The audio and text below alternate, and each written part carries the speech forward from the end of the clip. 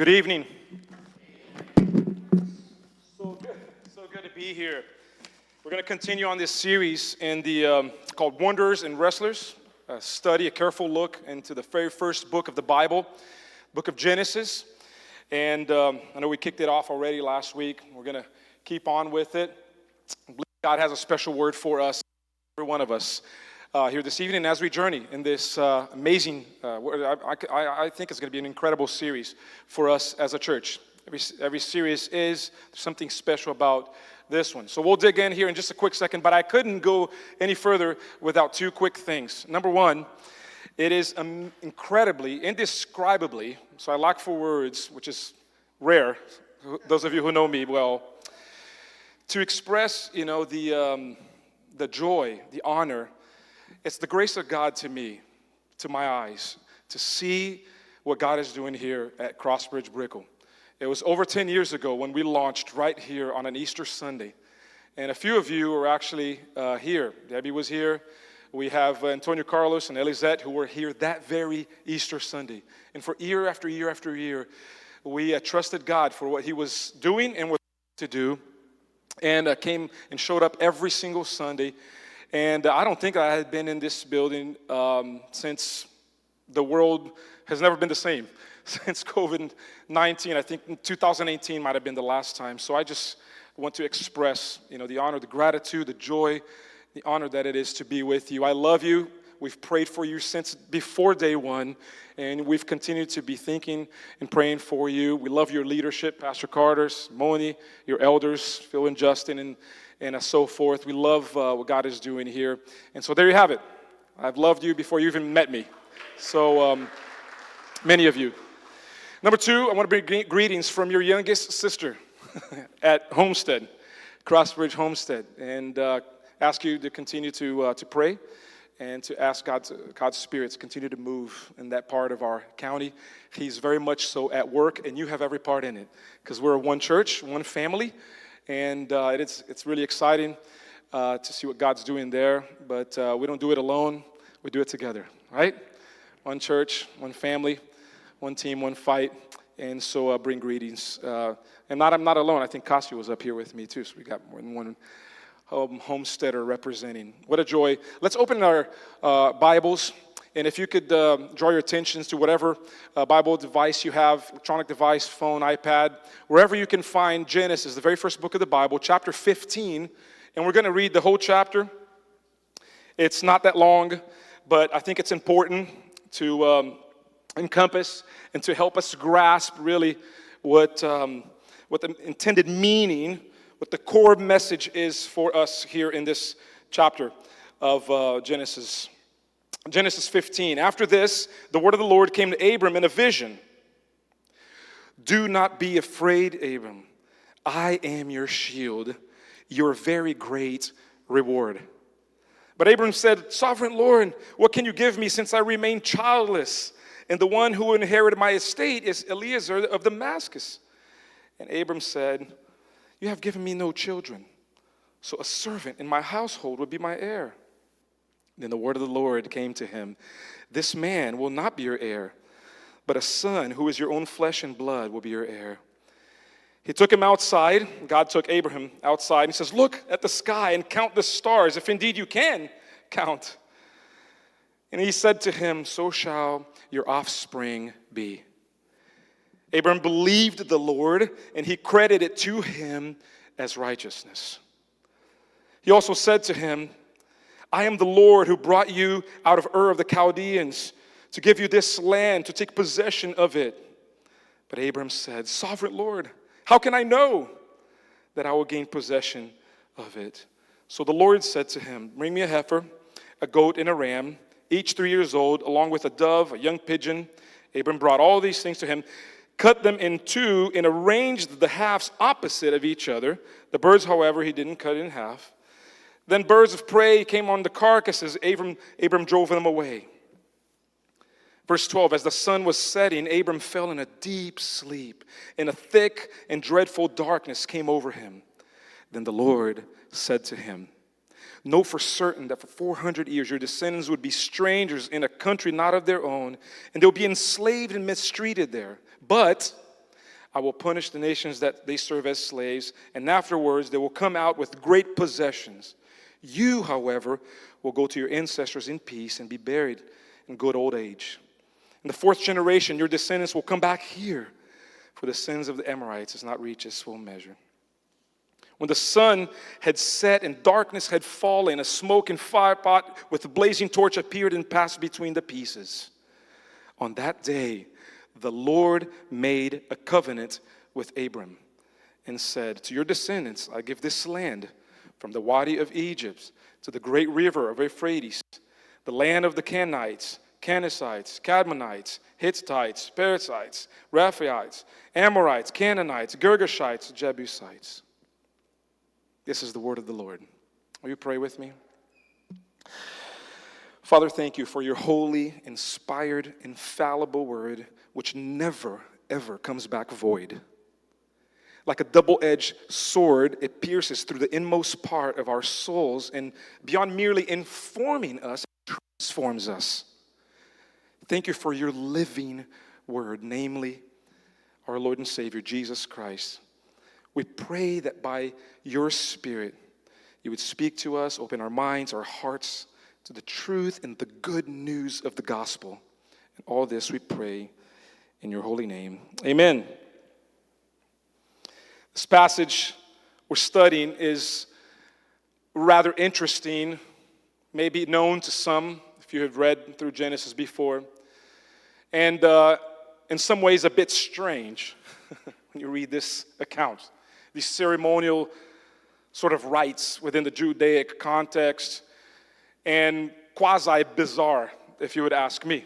And if you're hearing it for the very first time tonight, you're wondering, what in the world is going on here? And there's this exchange between Abram, whose name is still Abram. You might say, no, Pastor, you're mispronouncing it. It's Abraham. Hold tight, we're going to get there.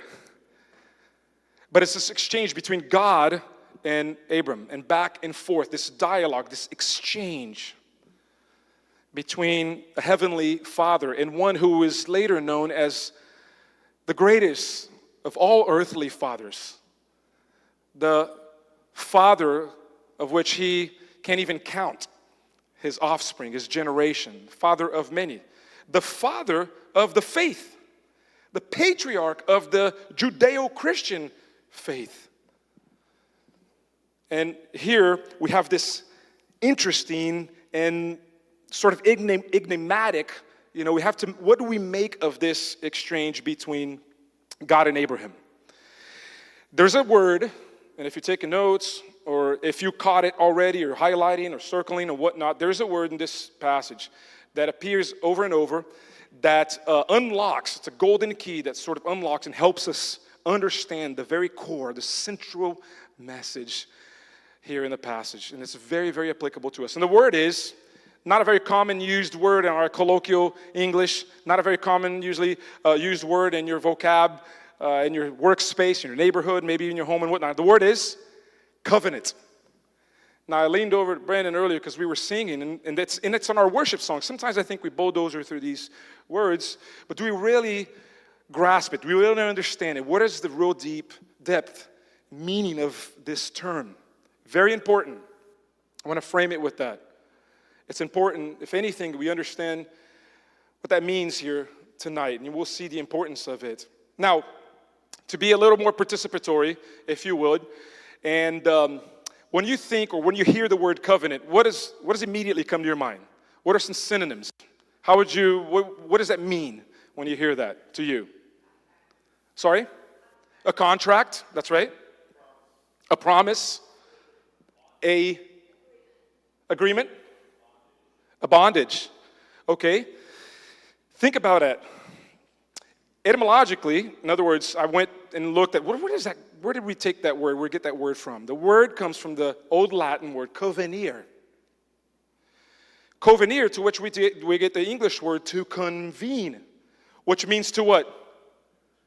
To gather. To come together. Interesting. Our understanding sometimes of that word, it's a much colder term. It's a much more at arm length sort of term. I sign, or over here. It's a contract, an agreement. It's a way of sort of binding, right? Someone said that, bondage. I like bondage. We're going to get to that, Yeah. But no one thinks of it in terms of it. It's the word where it really expresses the idea of relationship, to convene, to come together, to become what? One. To become one. Now, you might have a car lease. That's a contract, right? It's an agreement. There's terms. Has anyone, by way of honesty and vulnerability here tonight, ever read all the fine prints of a car lease that you made? Or of a loan? Come on, just tell me the truth. Every word of it. All right, we got a champion here. Front row. It's got terms. Blessings and curses. If you keep it, get to drive it. If you don't pay for it, there's consequences. Credit score, so forth and so forth. They'll come after you, whatnot. Marriage, contract. Uh-oh, lost half of the crowd. It's true. I have to be reminded of that on a daily basis. It's a covenant of sorts, commitment with a great cost, great sacrifice, but with huge blessings as well. Mortgage. Anybody has a mortgage? Notice I'm sort of leading you into it already, into the etymology of the word. Mortgage. Get it? Some of you work with it on a daily basis. What does that mean? Mort. From where we drive the word morbid. That's right. Mortuary. Death. Stick a fork. Cold. Done. In other words, Old English, right? The French started to use it because the idea there is that you would sign it with your life. If you don't pay it, it's not like nowadays, 2022. We'll come and put a lien on it. How wimpy is that? Put a lien. Don't put a lien. Come after your life. You're signing this with what? Not with ink, but with blood. Mortgage. It's a covenant. Now, I'm far convinced, and so are you, that is not a popular idea or term in our culture, is it? Never before have we ever lived in a culture that thinks less of the idea of a covenant, of binding contract, or sticking it out, of making any kind or keeping any kind of vow, seeing anything through, enduring, persevering, signing on the dotted line. It's simply not a value of our world and of our culture.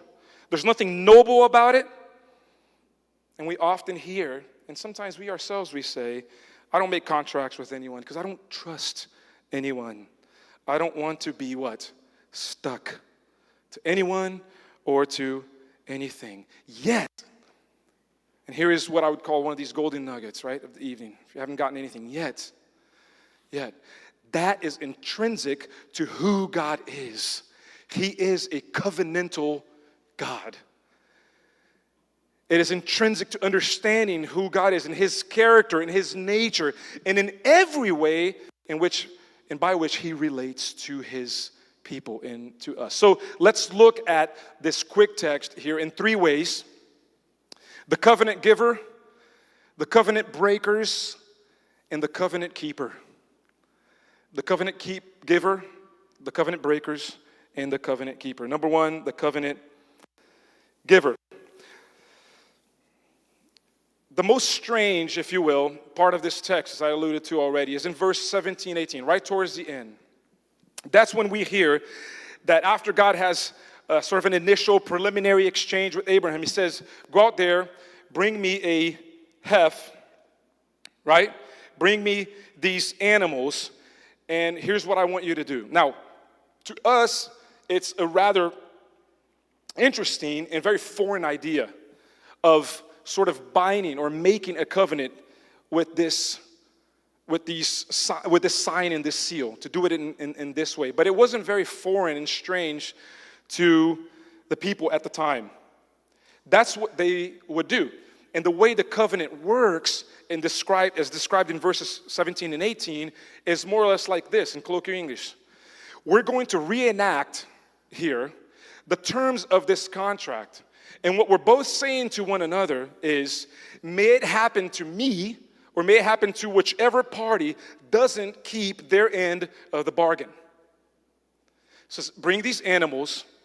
There's going to be a ceremonial ritual here of a sacrifice, because the governing, the normative people there then, and we see this in all throughout scriptures, that without shedding of blood, there's no remission of sin. Do you see? That's the premise.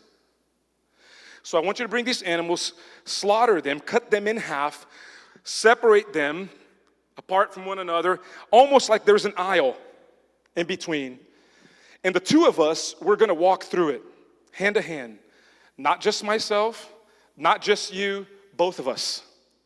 And what we're saying is, to the extent that we don't keep our end or hold on to our end of the bargain, may it happen to one of us as it is to these animals. Now, that's a gruesome picture. It's very visceral here.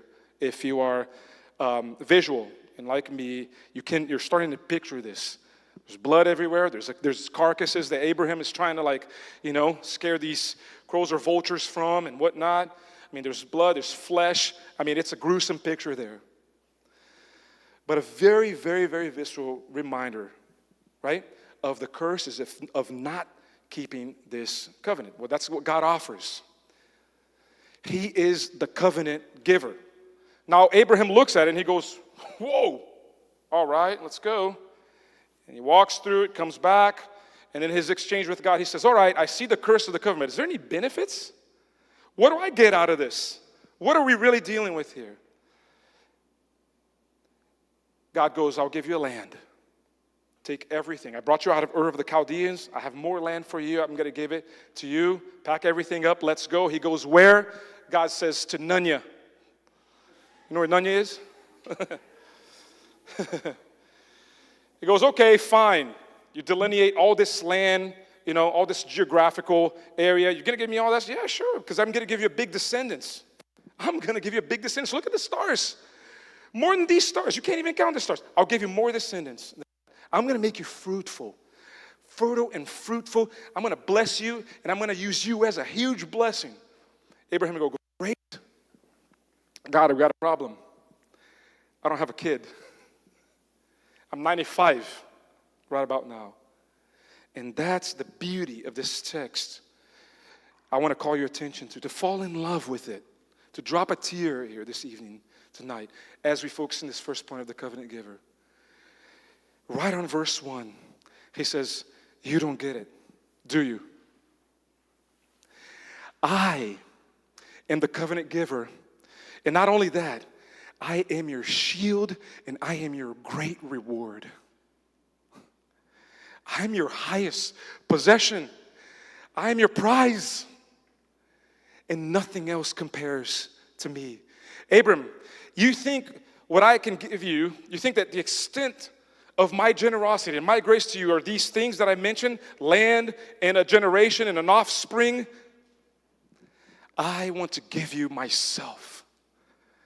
I'm your shield and I am your great reward. In that he says that he is shield, he says, Abram, what are you afraid of? I am your protector.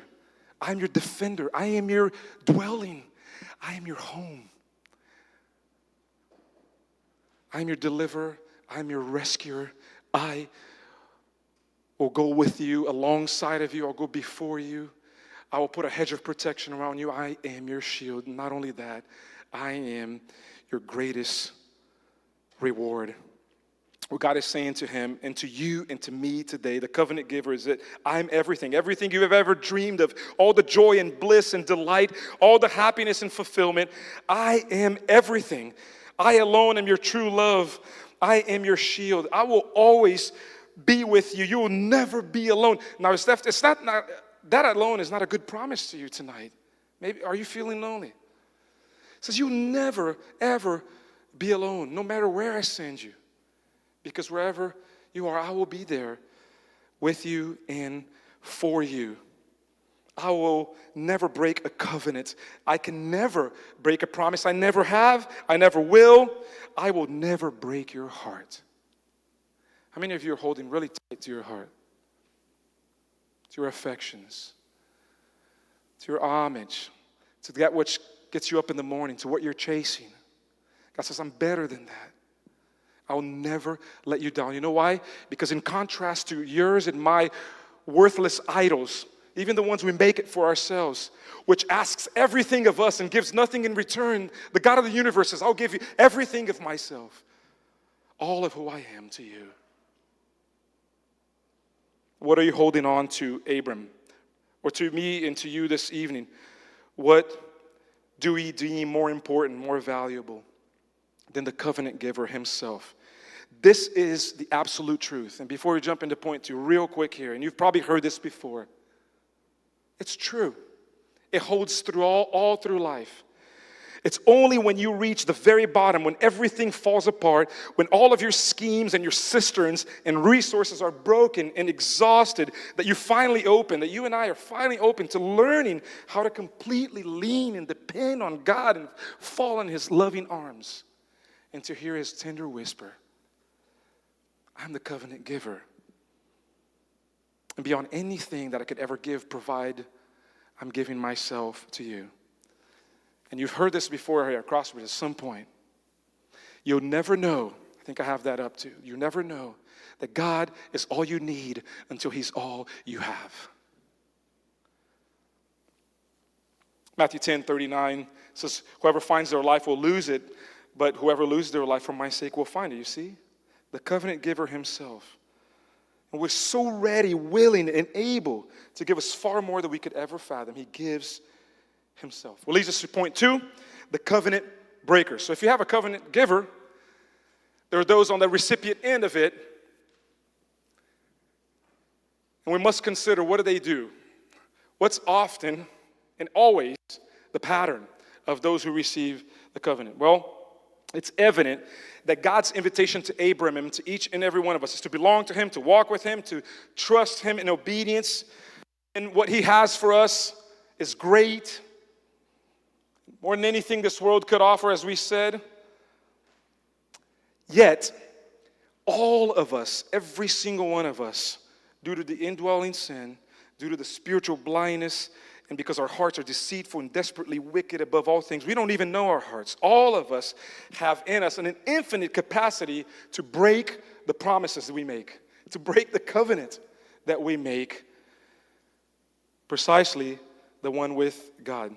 None of us can hold to our end of the bargain with us. None of us have. No one who's ever walked the earth has kept his end of the bargain. We're always trying to make a cost-benefit analysis by asking, sure, since the garden, sure, this is what God is promising me. And it's great. It looks really, really good and great. But there has to be something better, you see? So that I can circumvent and not have to keep. Now, where does that stem from? So you and I, we know deep inside, there's this propensity to not want to keep the covenant. Trust me, I didn't say that you don't want to.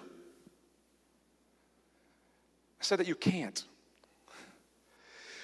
I've never done a premarital counseling with any couple as mad in love as they've been, as they are, right? It's often, you can only imagine, right?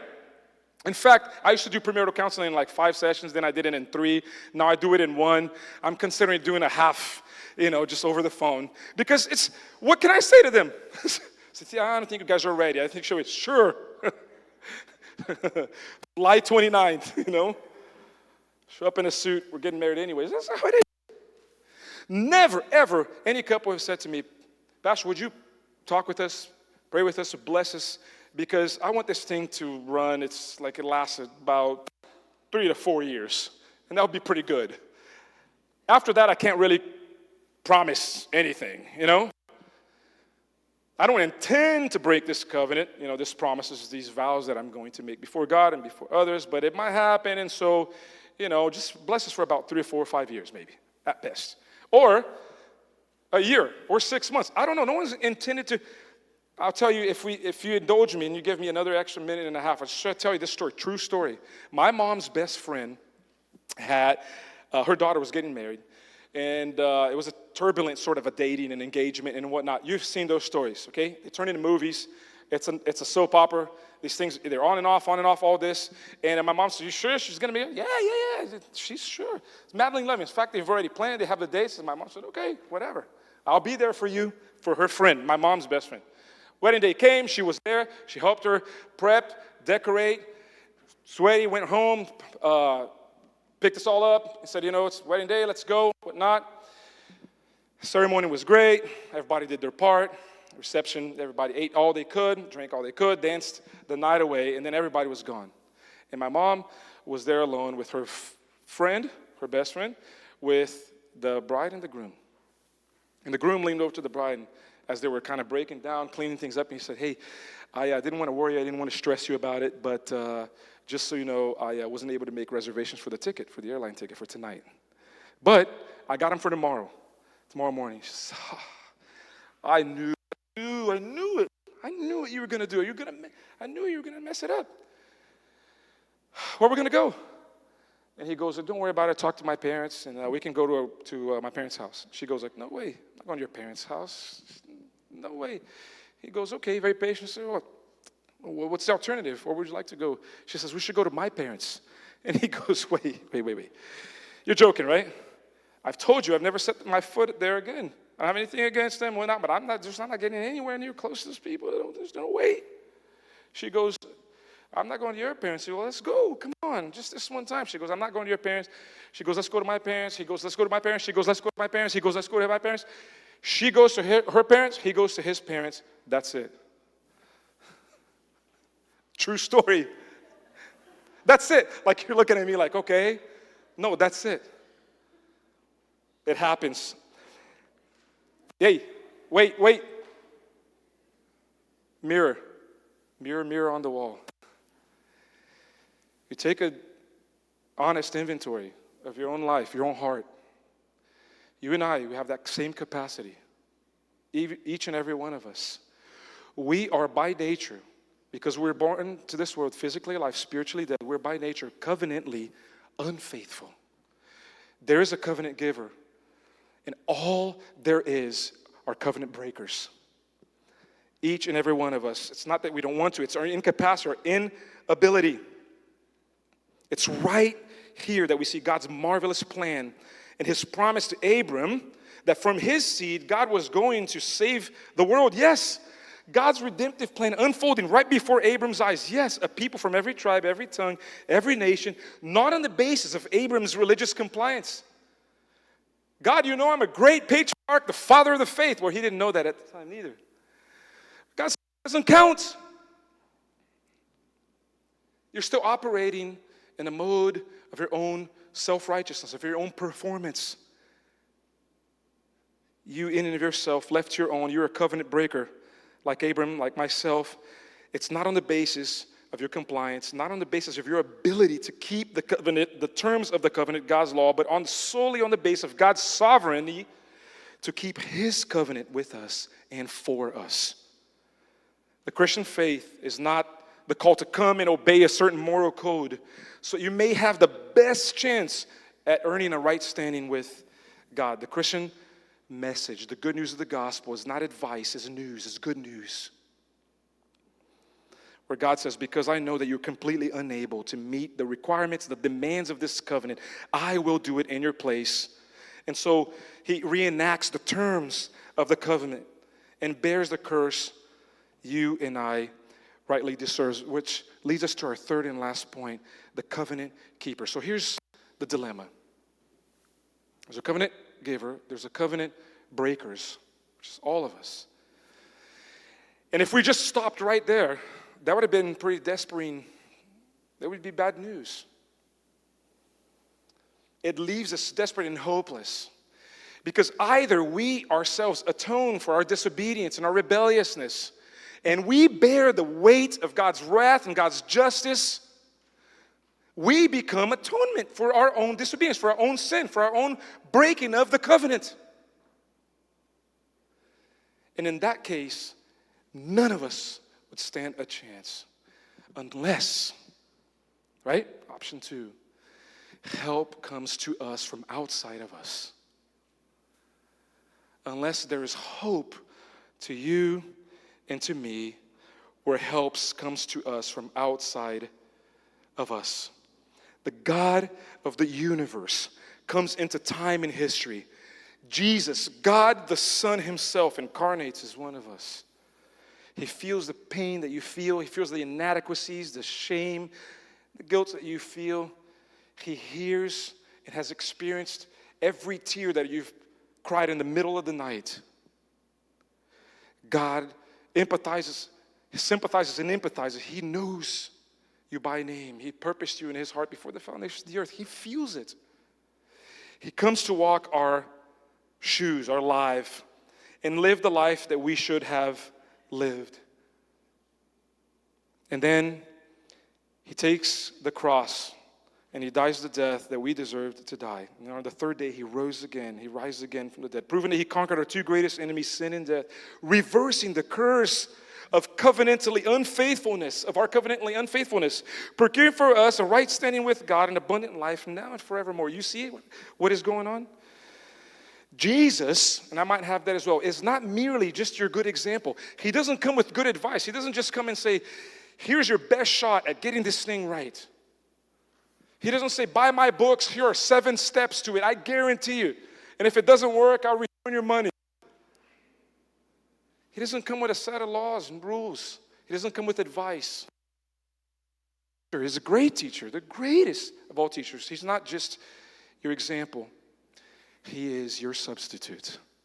He is mine and yours substitute. Look carefully at verses 17 and 18 as we get ready for home stretch here. Again, one more time.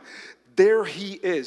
There's the promised Messiah, the Lamb of God who takes the sin of the world. Verse 17, when the sun had set and darkness had fallen, a smoking fire pot and a blazing torch appeared and passed between the pieces. Does that narrative sound familiar at all in any way? Listen to it again one more time carefully. When the sun had set and darkness had fallen over the land. Did that happen again? Are you familiar with this language?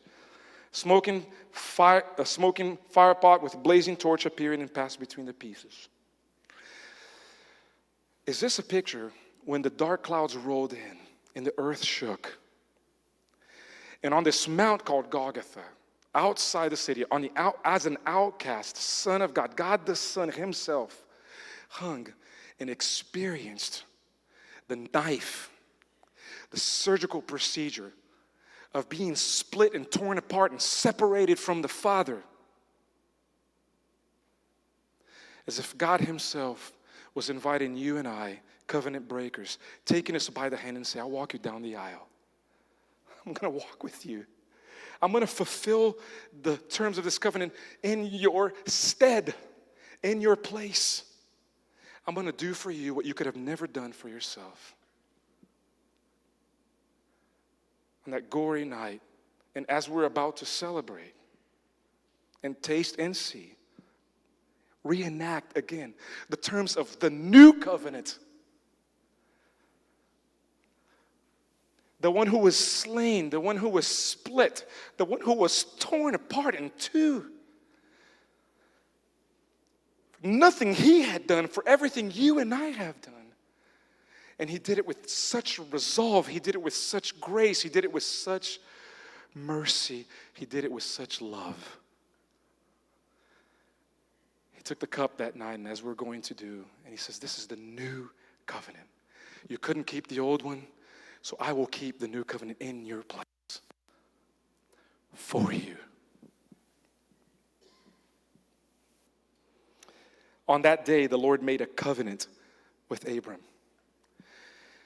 On that night, on Brickell,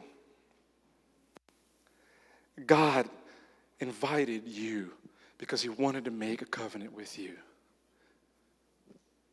Maybe you have already experienced that. Maybe you remember when God made that covenant with you. But maybe to you, it's the very first time. It's here. It's tonight. Why would you want to leave the same way you came in? If the Holy Spirit of God is tugging you at the heart, says, I want to make a covenant with you. I want to take you down the aisle. And I'll promise to never leave you, to never forsake you. I'll give all of me. I am everything your heart has been yearning for. I'm more than anything your soul has been thirsting, hungering, and in this quest to find. I'm more than anything this world could ever give. Take my hand. Hear my tender whisper. I want to make a covenant with you. He says, I'll give you a land. Abraham says, what land? And the one who says and has in our place fulfilled the new covenant says, I'll give you a land, a new heaven, a new earth to long for.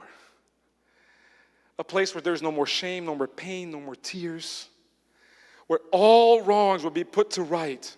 Where everything evil will come untrue. Where you will be with me face to face. The meal that we're about to celebrate. That's the great promise. Not just to Abraham, but to each and every one of us. Is it that one day he says, I'm going to have this meal face to face. You won't see me as in a dim mirror, but you see me face to face again. Just as I was when I walked with you in the cool of the day. You see? On the sheer basis of Jesus' perfect, one-way, ineffable, exhausting love and work for you and for me. A covenant giver. Covenant breakers. Which is why Jesus had to come. To be our only covenant keeper. And the one who did for us what we could have never done for ourselves. That's the best definition of grace. And it's free and it's available for you tonight. Will you bow your heads, close your eyes with me? I want to forward us just for less than a minute for a calm to settle over this room tonight.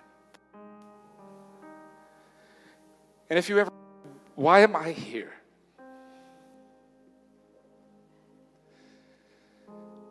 I'm here to remind you, sure, your heart, that you're not here by accident. God's brought you here. There's a reason. There's a purpose. And while you thought you've been chasing him your entire life, you've come to realize that he's the one who's been chasing after you.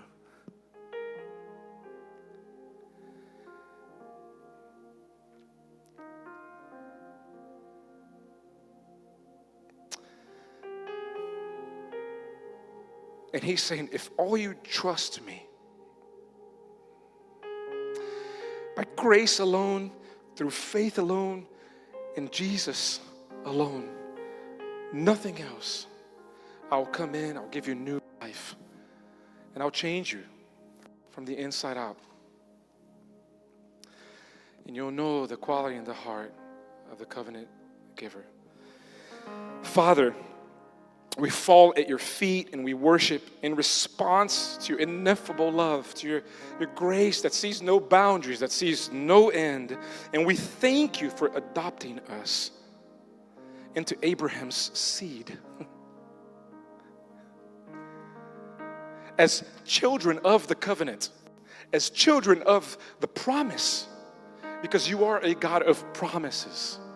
And every promise of yours in Jesus tonight and every night is yes. And no matter how far we've run from you, no matter how deep we've fallen, we can never go further than your grace can reach us. And here we are yet again. This is a divine appointment. Reach down deep. Do heart transplants here tonight. Fulfill your covenant once again, O God of Abraham, Isaac and Jacob, David.